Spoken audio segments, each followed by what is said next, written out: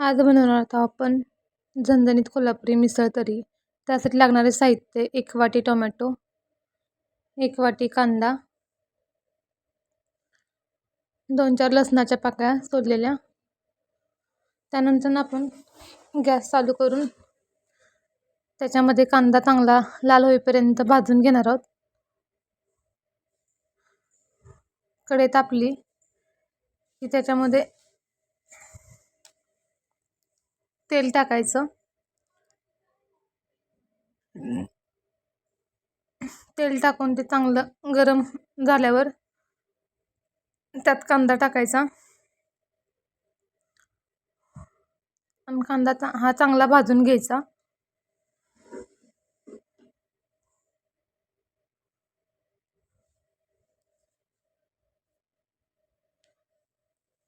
कांदा चांगला भाजून घेईपर्यंत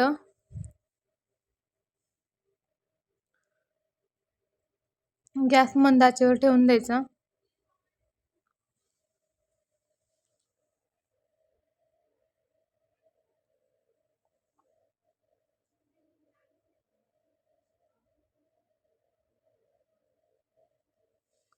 त्यानंतर कांदा काढून घ्यायचा एका प्लेटमध्ये आणि कढई तापायला ठेवायची.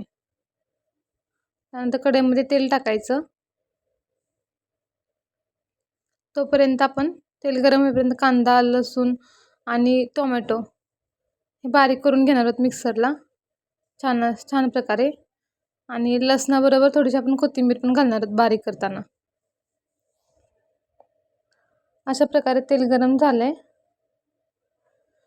तर मिसळला चांगली तरी येण्यासाठी आपण काय करायचं, मसाला आहे आपला घरगुती असून कांदा लसूण मसाला तो पण टाकायचा आणि मिसळ मसाला.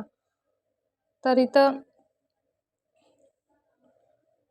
चांगलं तेल तडतडल्यानंतर ना, म्हणजे गरम झाल्यानंतर ना मोहरी टाकायची, थोडंसं जिरं टाकायचं, कढीपत्ता, त्यानंतर तेजपत्ता. हे सगळं टाकल्यानंतर ना तेलामध्येच कांदा लसूण मसाला टाकला, त्याच्यामुळे तरी चांगले येते. त्यानंतर आले लसूण पेस्ट टाकायची, चांगला हलवून घ्यायचं. त्यानंतर ना लसूण आणि खोबरं वाटणाचा जो मसाला आहे तो टाकायचा, तो परतून घ्यायचा.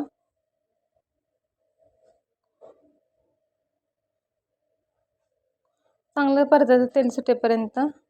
गॅस मंद आचेवर ठेवायचा, जास्त पण स्लो नाही करायचा.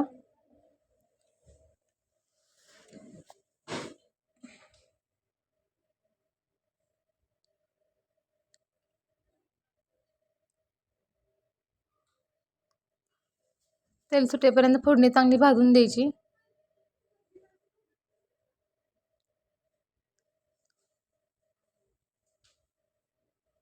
टोमॅटो पण टाकायचा बारीक केलेला.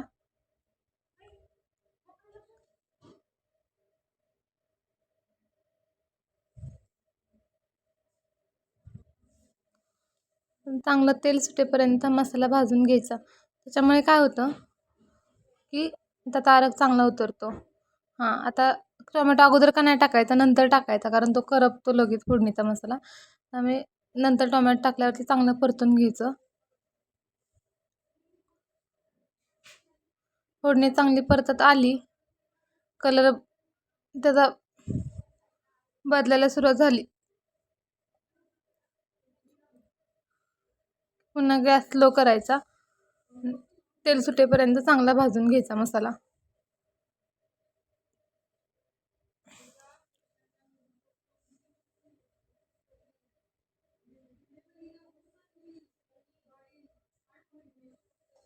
मसाल्याचा बघा कलर कसा चेंज झालाय. त्यानंतर आपण टाकणार सवाई कोल्हापुरी मिसळ मसाला 1 चमचा.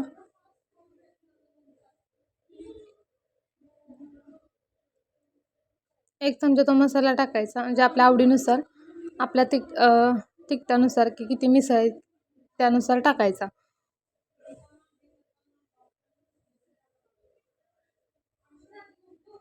त्यानंतर हळद टाकायची.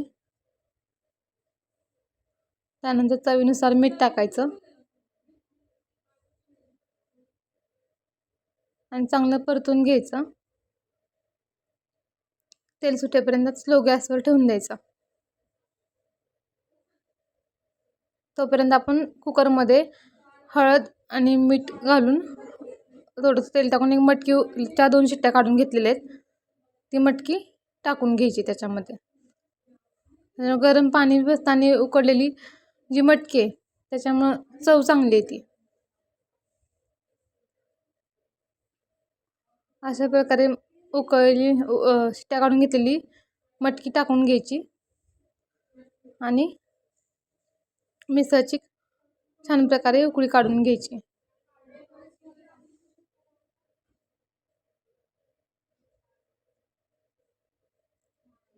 त्याला चांगला बघा कसं कट आलाय चांगला वरती मिसळला तरी आली, कारण गरम मटकी टाकल्यामुळे शिजवून त्यात एक आणि आपण तळताना तेलात मसाला टाकल्यामुळे. चला झाली आपली मिसळ तयार.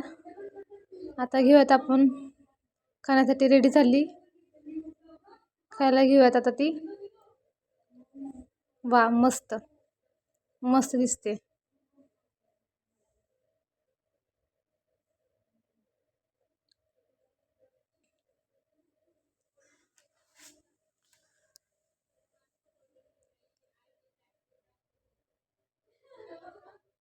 हे बघा झालं आपला मिसळ पाव रेडी, झणझणीत आणि चमचमीत. आज स्पेशल ॲनिव्हर्सरी होती, त्यासाठी आज स्पेशल मेनू घरच्या घरी. तुम्ही बनवून बघा, तुम्हाला आवडेल. आणि कशी झाली सांगा कमेंट करून. शेअर करा, सबस्क्राईब करा, लाईक करा. थँक्यू.